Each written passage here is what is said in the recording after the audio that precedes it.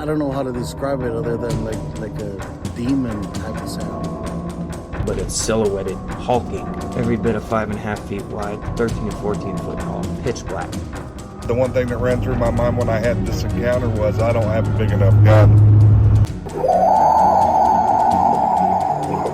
Your host, two-time witness and field researcher for more than 40 years, William Jevning. Welcome to Creek Devil.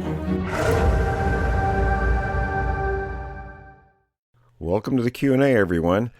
Besides our regular panel, Tom, Chuck, and Forrest, we have our good friend the Judge, who hasn't been with us for a while, but we're really pleased to have him with us today.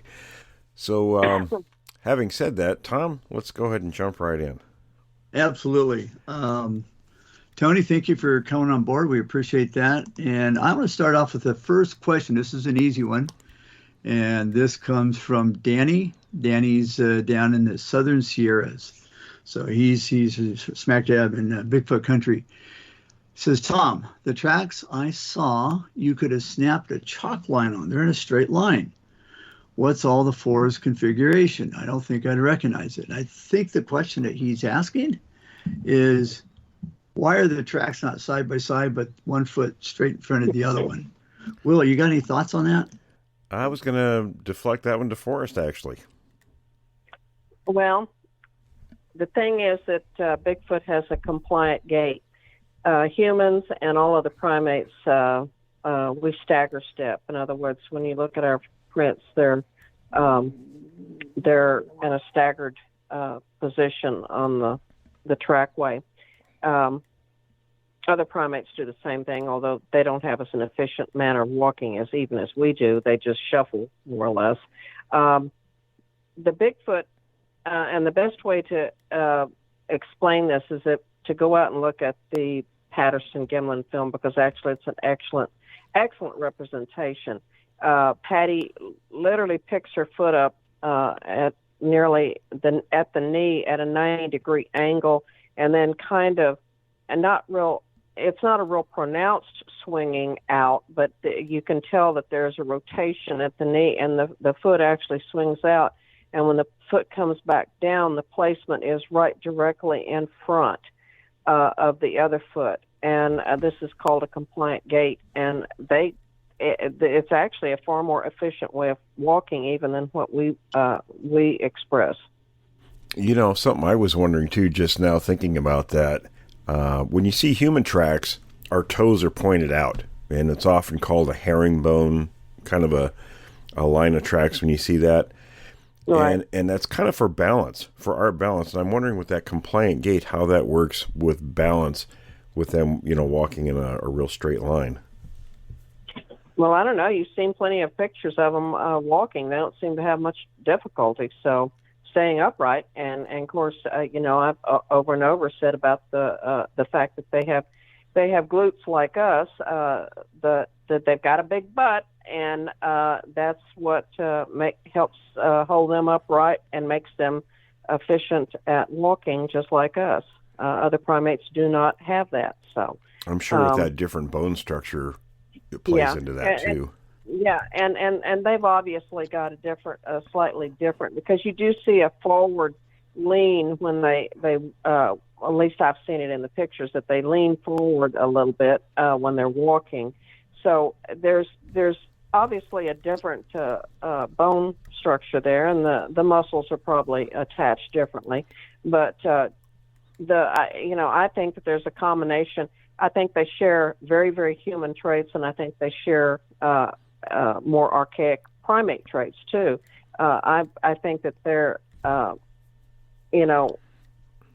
pelvic structure is probably a little different than ours, but it have to be, because they are also efficient at running quadrupedally as well as bipedally. So they're quite efficient in both locomotions. So they're unique in the primate world.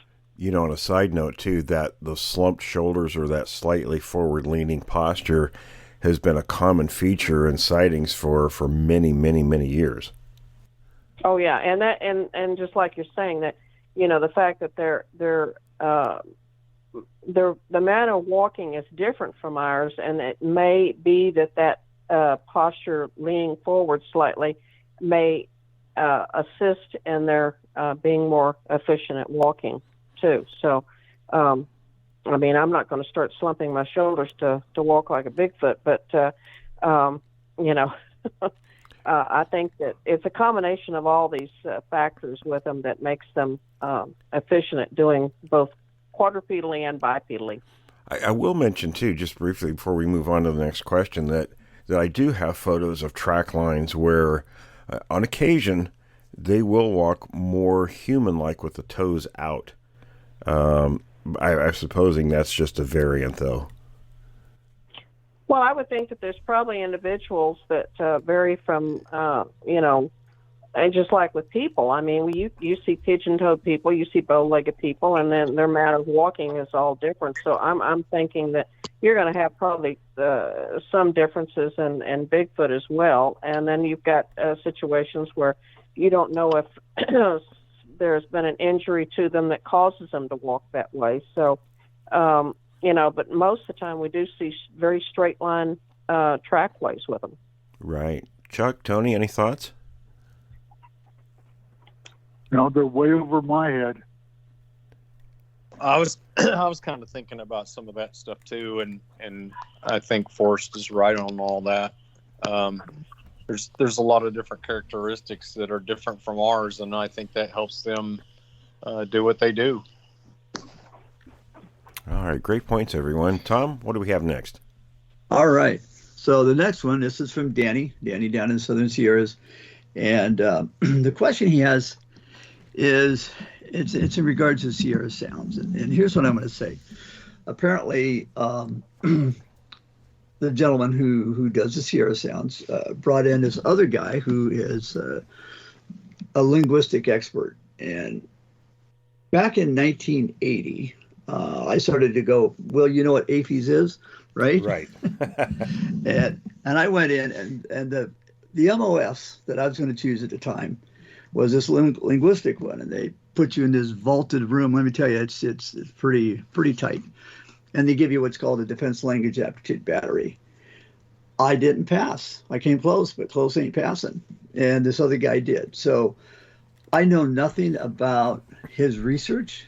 All I can say is, you know, if he passed the Defense Language Aptitude Battery and he went on to the Defense Language Institute, great, fantastic. But we can't step on his whatever research or whatever he's doing. I think that would be similar to somebody going to their oncologist and trying to get an opinion on some dental work. You know, it's just two totally different things. So, Danny, I hope that answers your question that, you know, we're not going to step into this. It's a complex subject. I mean, well, you would agree. And those Studying are the just human opinions, body, too.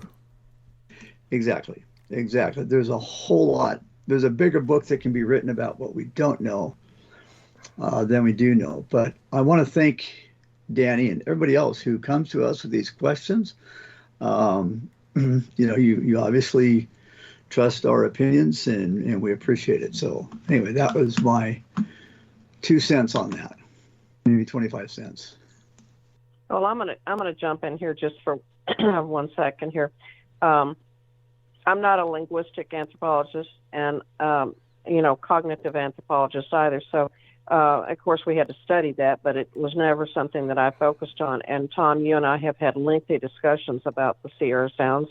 And, you know, I always say, you know, what I say is strictly my opinion. I don't see it as a language, but, you know, you also explained to me some of the studies that have been done on it. And I'm willing always willing to concede that, you know, there's somebody out there that's smarter than me that understands this stuff, and I would definitely be the first to say that if they prove it to be a language, I'll be the one to go, I go along with you. So, you know. And how do you do that? How do you prove it? Do you go up and shake hands and say, okay, we humans call this a rock. What do you call it? No. Wham, up the side of the head. What you do, Tom, Yeah. let me jump in here. What you do is you take the body of the evidence, all of that which is provided you, in this case, you look at the demeanor, you look at the qualifications of, gosh, who put this out? Who is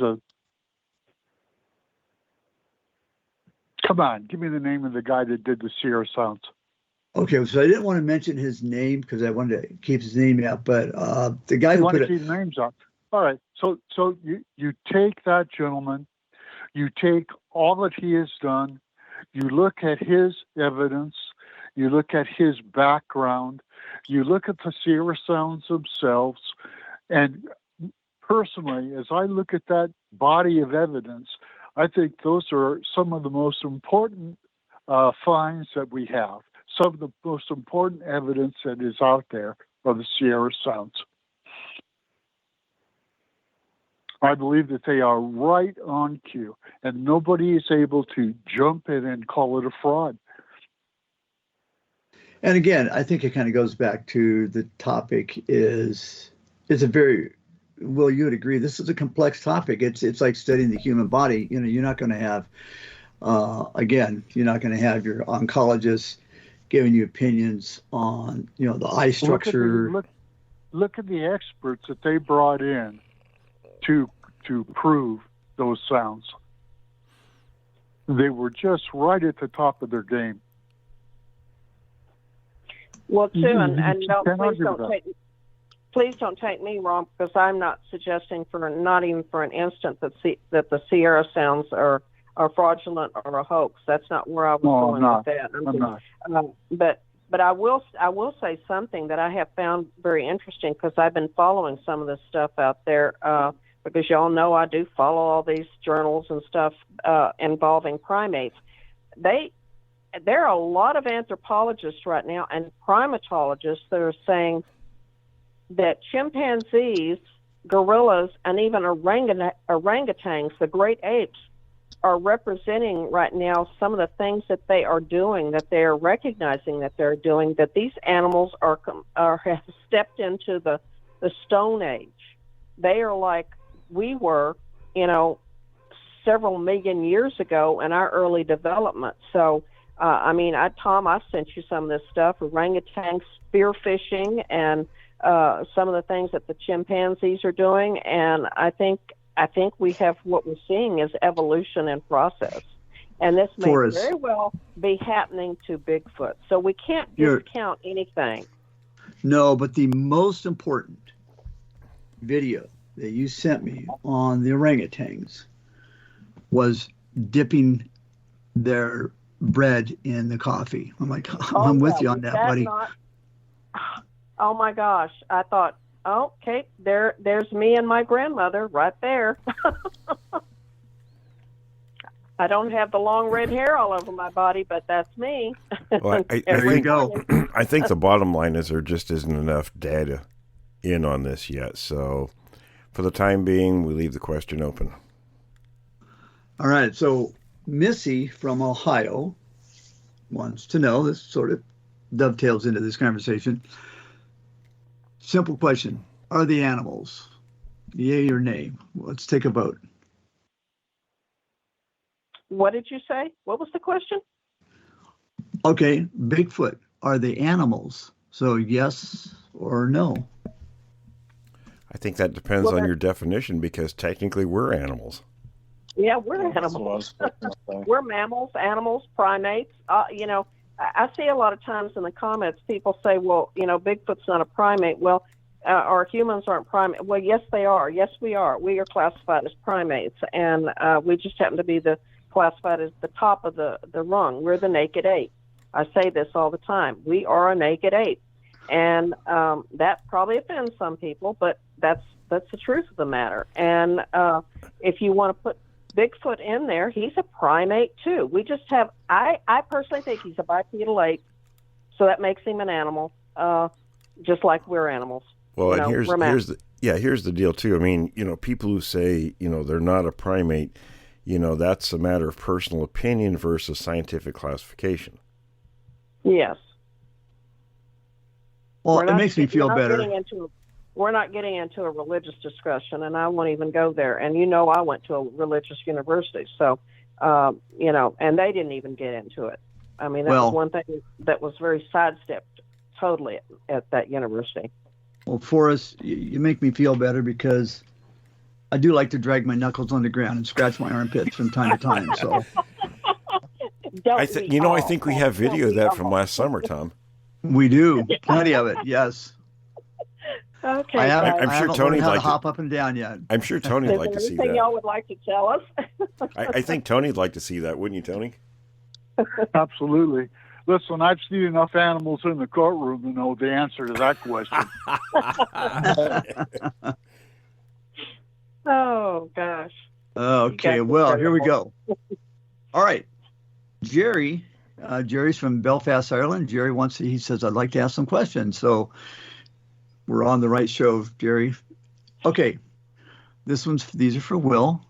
Will, question number 1 is, what's the most horrific, credible Bigfoot story that you've ever heard? I don't know where we're going to go with this because we know them, but Oh boy. there you go. Well, there's some that I can't discuss because they were told to me in confidence that I consider the most horrific, but the ones that I could talk about, I suppose, there's a story that, some people think is real, some people think isn't. But since we know somebody who was part of the family who says he believes it's real, was the Cowman story that I think has to be right up there near the top. Oh yeah. And Don, Well, let's hear it. Can you give a Don- brief synopsis? Yeah, there's a lot to it. I mean, where one of the small children was out playing and he would point in the field, apparently where cows were, and you'd tell the parents that he saw the Cowman out there. And this ramped up to the point where, the father went out with this young boy and he encountered the creature, and it nearly took the boy. And this escalated to where the creature actually, with his wife and 2 children, I believe it was 2, were in a part of the house in the bedroom, and the creature was actually at the window, and the same boy went near the window because the creature was making strange noises, trying to entice the child to the window, and actually smashed through the window and tried to grab the child, and the father shot at it, and they left the house, and it tore up the inside of the house. And to me, that has to be one of the most frightening things that a person could experience. So, and the story's out there. You can look it up easy enough. But And I think go ahead, I'm wasn't sorry. that story pretty much? Well, no, I didn't mean to. I just was going to say, in support of your story, that gentleman, if I remember correctly, didn't he work for a lumber company and was a very valued employee Right, there? And right. that the owner of the lumber company actually came over and saw the home, the condition the home was in, and he couldn't even believe, imagine what could have done that to their inside of their home. And that's true. I was kind of on the fence with the story. It's fascinating. There's a lot of details in it that'd be pretty tough to. I mean, you could make a fictionalized story like this, obviously, but you'd have to know a lot of things about the creatures to have that much accuracy in these smaller details throughout the story. And a gentleman contacted me, who's a friend from that area, and this is up near Hoquiam, Washington. And he was married to now the owner of the logging outfit. Had 2 children, a son and a daughter. The son was the one who actually wrote this story, and the daughter was married to this gentleman, Don. And from what Don told me, from talking with family members, the son would never admit either way, whether it was real or fake, and the parents wouldn't talk about it. So, from everything his wife told him, having been part of that family, it was a true account. Yeah, I was going to say that speaks volumes. It does. That reaction. I'm going to ask Tony real quick, in the courtroom, in a situation like that, how would you take it? That they're holding on to some information they don't want to release, or? You're going to have to define that a little bit more, Tom. What do you mean? Well, the fact that they don't answer the question, yay or nay. You would think that if it was true, or if it wasn't true, they would come out and say, no, that didn't happen, none of that. But the fact that they remain quiet. Well, I don't know. If a witness would refuse to answer a question, it'd be death to whatever he was trying to propose. That would probably not happen. That particular witness, they would know ahead of time, and they'd never call him or her to the stand knowing they would take that position. So it'd be something that you would seldom, if ever, see. If they say, well, yeah, it's a critical part, but I'm not going to answer the question, that would not inure to the benefit of the witness. That would go against whatever they're trying to propose. Okay, and I think that's kind of the answer I was looking for. Okay, and the other, I want to, real quick, and then I'm going to move on to Jerry's other questions. I want to throw this towards Jerry. Jerry, you're in Belfast, Ireland. I have heard, because I know absolutely nothing about, excuse me, the lore and the mythology and everything of Ireland, but I've heard that actually leprechauns aren't these little guys with green hats and green vests and carrying the gold, but the original leprechaun was this very large creature. So, Jerry, that's an invitation to respond back and say, do you or do you know anybody who can answer that question? So, that said, his next question is for Will. Will, what's the most humorous question that you've had regarding this? The most humorous question? Yeah, what's the most humorous question or situation with Bigfoot? Oh boy, I got one in mind. I'm gonna let you say. You better have something in mind after that question, Tom. Yeah, I'm gonna let you answer that one, Tom, because that kind of throws me for a loop. All right, so this is going to show my odd sense of humor. You guys remember we had Brenda Harris on a while back. Mm-hmm. This is 3-4 years ago. And she reported there's a family, excuse me, on the Navajo reservation. They're sitting there watching TV. And one of these creatures walked into the house, saw them, they saw him, everybody, I see you, you see me, it turned around and left. And yes, that is scary to have something. Apparently the front door is open, but they had one of those screen doors. It just walked in, looked around, and left. And I thought that was both scary and funny at the same time. You got to think about it. Okay, what just happened? It was the creature thinking, oh, hell, I'm in the wrong place. Right? He just didn't like what was on. Right, exactly, yes. He probably, he's lucky he didn't say, change the channel, people, and walk out. What are you people watching? What kind of garbage is this? Or pick up the TV and take it with them. Yeah, I'm here shopping. Are you going to stop him? Okay. I give it to him. Let's move on. Right? All right, here we go. Jerry wants to know, third question. Okay, Will, what do you think the reaction of the general public if or when the existence of Bigfoot becomes official? I think it'd be kind of, initially it would be like, you remember back in 1977 when they picked up that signal from outer space and they just call it the wow signal? I think it would be kind of like that. It would be just wow. I think people, it'd take them a little bit to let it sink in. I think that they're to the point now where they have been barraged with so much information that they didn't have with the Gimlin film. That I think it would be a yawner. Okay. Certainly for a portion of the population, yeah. I don't think it would surprise a whole lot of people.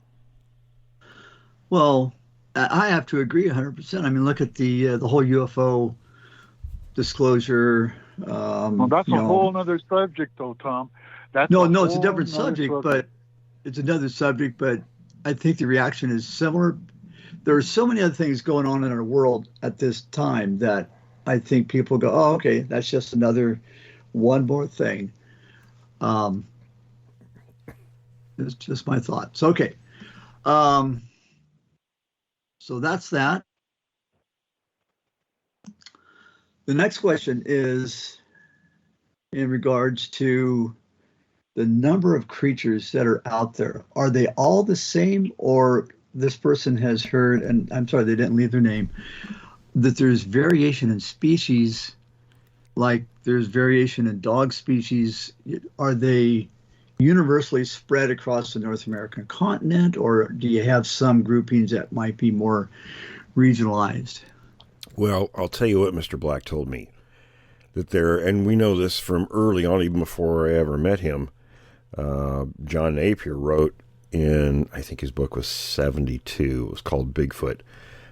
He was, an anthropologist from the UK on loan to the Smithsonian. He was one of the guys that looked at the Minnesota Iceman and all this stuff. So in his book, he talked about, based on the footprint morphology, that he felt, and I know others did at the time also, that there were two main groupings, two different groupings of these things. And then Mr. Black later told me that there were, he broke it down, and I haven't got all the information from him yet, but he said there were 22 variations of these creatures. So we have two main species groupings that are probably closely related, obviously, because of morphology, but throughout all the different terrains, etc., on the North American continent, we've got 22 variants. Wow. Well, and that kind of makes sense, though, doesn't it? I mean, that you would have. Yeah, and when we do more recordings with him, he'll talk about that. But for the time being, of course, and Forrest, we've talked about that too. Oh yeah, I mean, there's going to be adaptations to regional adaptations, and then you're going to have, if there's a possibility of interbreeding, just like there are with you see this in macaques, my favorite monkeys, the pigtails, the stump tails, the long tails, they all interbreed, and you get these variations on those types of monkeys. So the same thing's going to be happening with Bigfoot if there's any type of interbreeding that can go on. And then we see the beast of seven shoots as a prime example of the ones that exhibit the nasal prognathism, the muzzle type, almost a baboon-like head. And we hear accounts of those all the time. And we know there are three types of those also. Yeah. It's, we get back to the same old thing. I don't know what anthropologist or even primatologist is going to be willing to, it's a little different going out. And it's dangerous enough time to go out and study chimpanzees. Gorillas, not so much, but can you imagine going out and having to do a study on Bigfoot? I mean, I'm not volunteering for the situation. We're out there all the time, so I know exactly what that's like. Yeah, so you know where I'm going with this. I mean, but to do a proper study, you need to stay out there all the time. You don't need to, it's not like a weekend excursion. Right, you got to go out there and live with them like Diane Fossey did and like Jane Goodall did. I mean, that's the way it's got to be done. And like I said, I don't know of too many people that are going to volunteer to do that, Yeah, I'll tell you, it's tough enough, even if you're spending weeks out there to get enough information. You really have to be out there a long time to get anything that's because you have to it's kind of like, remember the movie Jurassic Park when they talked about the dino DNA was incomplete and they had to splice in things from frogs. Information on this subject is kind of like that. I mean, you're not using the swag method, where you're just kind of pulling something out of thin air and throwing it in there. As you're following the line of evidence in the field, you're going to find these gaps because, a piece of evidence is only going to go so far, and then you come on other types of evidence. So in the meantime, you have to come up with a hypothesis that sort of links the two realistically together, and you use that until you can either prove or disprove the hypothesis and either add that piece in or exclude it and go with something else. Well, and the thing is, you're dealing with a primate that I think we all will, concur on this, that is far more intelligent than the average chimpanzee or gorilla, or even orangutan. So, when you're dealing with something like that I think is almost human, you're dealing with a whole another ball of wax. And there you have it. Well, absolutely. Well, listen, we are out of time. We have some excellent questions, or we're going to save those for the next Q&A. And I want to thank everybody for joining us. Tony, thank you so much. And any final questions? I would just say, everyone, be sure to check out the other shows throughout the week. We have, Bigfoot America's Creek Devil on Saturdays. And Tuesdays we have Campfire Talk. And we're going to be bringing back in Bigfoot in history. Our reader, Jeff, is still working on the Mr. Black material. So, keep your eyes open for that. Folks, anything else? I think that's it. I think that's a wrap, and we'll take it from there. We got some good ones. I got to tell you, this next one, I'd love to ask it, but this is for the next Q&A. Hey guys, is Tony going to be back for the campfire? Thanks for listening to this episode of Creek Devil.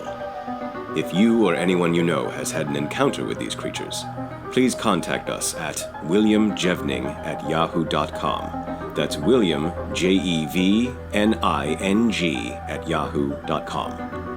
All communication is confidential. Join us for another program next week. And until then, keep your eyes open out there.